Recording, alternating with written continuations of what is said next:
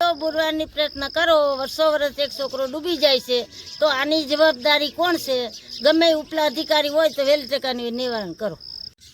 પડદરી તાલુકાના ઢોકળિયા ગામે ગઈકાલે એક પાણીમાં ડૂબતી દીકરીની ઘટના પ્રકાશમાં આવી હતી.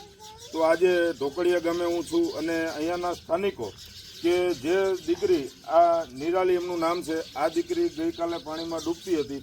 તો આ બે જુવાન જે વ્યક્તિએ પોતાનો જીવ જોખમમાં મૂકી અને આ દીકરીને બચાવી હતી, તો આખી ઘટના શું હતી ભાઈ મનોજભાઈ અને નરેશભાઈ? મનોજભાઈ, કાલ લગભગ 5 વાગ્યાનો ટાઈમ હતો અને અમે અહીં જ બેઠા હતા અને અમારા નાના છોકરા બધા એટલામાં રમતા હતા.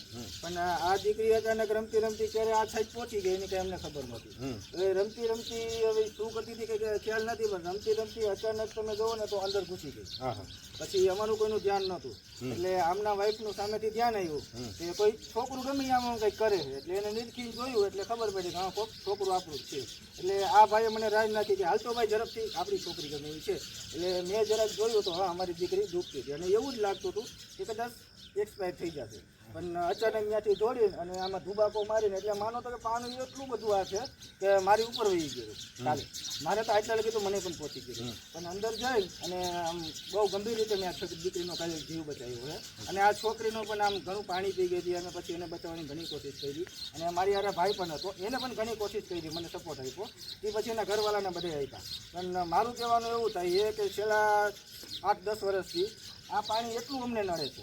આટલા અમારા વિસ્તારમાં જે કોઈ માણસો રહી છે એટલું નડે છે. અમારા નાના છોકરા છે અને અમે ઘણી વાર પંચાયતને ગામનાને અમે જે કાંઈ સરપંચ હોય કે કોઈ અધિકારી હોય એને અમે કહેલું છે કે ભાઈ આનું કંઈક નિવારણ કરજો, અમને માટી નાખો તો જે કરો.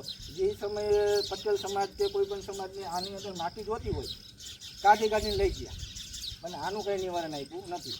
અમે હર વર્ષે જ્યારે વરસાદનો પ્રોબ્લેમ થાય ત્યારે આની અમે પંચાયતમાં જાણ કરી હોય કે ભાઈ અમારા દીકરીઓ કોઈ પણ આમાં રમતા હોય તો છોકરા પડી જાય તો જીવનો જોખમ થાય છે, એના માટે તમે અમને કંઈક કરી દો. પણ હજી લગી કોઈએ કંઈ કર્યું નથી. અને કાલે જ અમારી દીકરી ભાઈની જ દીકરી થઈ છે અને એ એમ માનો કે બહુ ગંભીર રીતે હતી, આપણે કંઈ નથી લખતા પણ બહુ આમ અમે બચાવી છે.